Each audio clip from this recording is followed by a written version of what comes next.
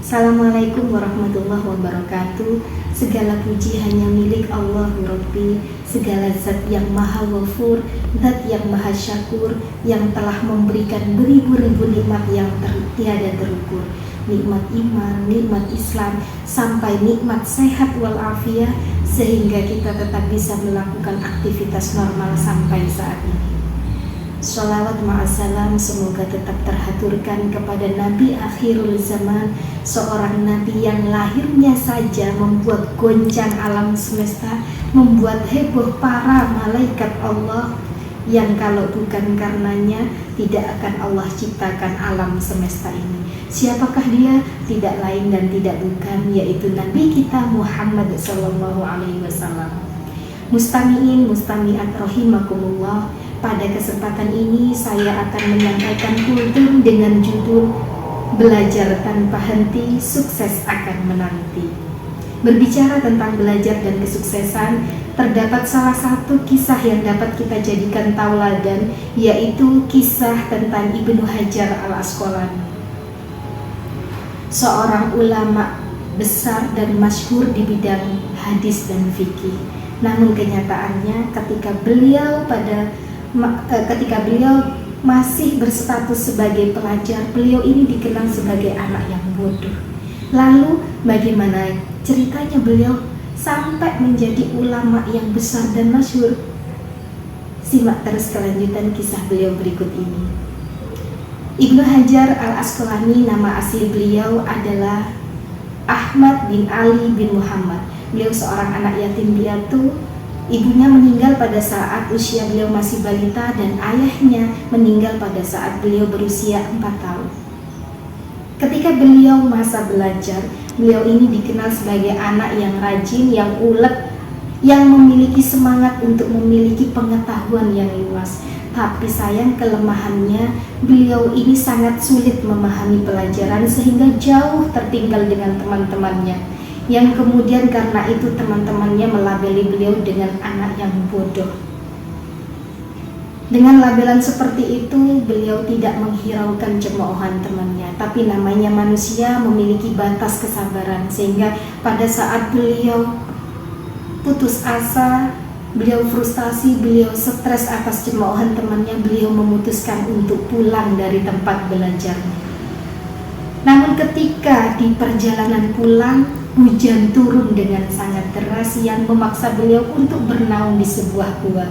Di dalam gua, pandangan beliau tertuju pada air yang menetes sedikit demi sedikit jatuh melubangi batu. Beliau berpikir bahwa itu suatu keajaiban. Beliau bergumam dalam hati, kenapa bisa batu yang keras bisa terlubangi hanya oleh tetesan air. Beliau terus memikirkannya, yang kemudian muncullah kesimpulan bahwa batu itu bisa berlubang karena tetesan air yang terus-menerus, yang kemudian membuat beliau sadar bahwa sekeras apapun sesuatu itu, kalau diasah terus-menerus, lama-lama akan menjadi lunak. Termasuk kepala saya yang tidak sekeras batu, pasti akan mudah memahami pelajaran jika dibarengi dengan keuletan dan kesabaran. Akhirnya beliau memutuskan untuk kembali ke tempat belajarnya, ke pesantrennya. Sejak saat itu, kemudian beliau yang dikenal sebagai anak yang rajin, anak yang ulet tapi bodoh, menjadi anak yang paling cerdas di antara teman-temannya. Dan kemudian beliau tumbuh menjadi ulama yang besar, ulama yang masyhur, yang memiliki banyak karangan kitab. Salah satu kitabnya yang masih dipakai oleh santri-santri di pesantren sampai saat ini, yaitu Fathul Bari dan Bulughul Maram.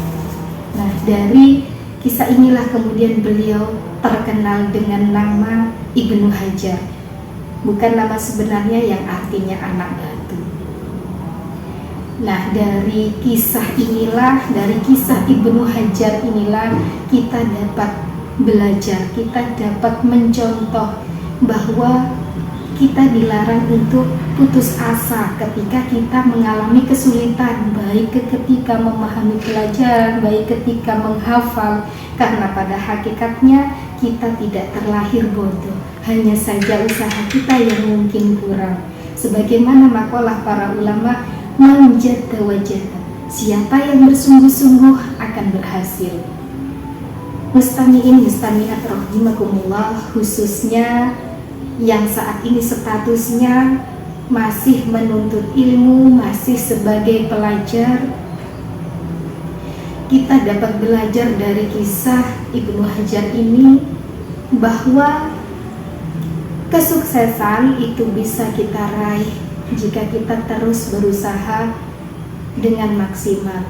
Ingat sama janji Allah dalam kebenaran firman-Nya dalam Quran surat Al-Mujadalah ayat 11, A'udzu billahi minasy syaithanir rajim. Bismillahirrahmanirrahim.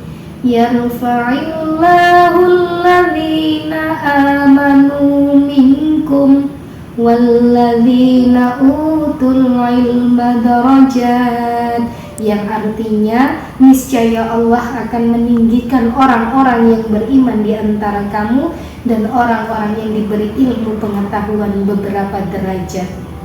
Demikian yang bisa saya sampaikan.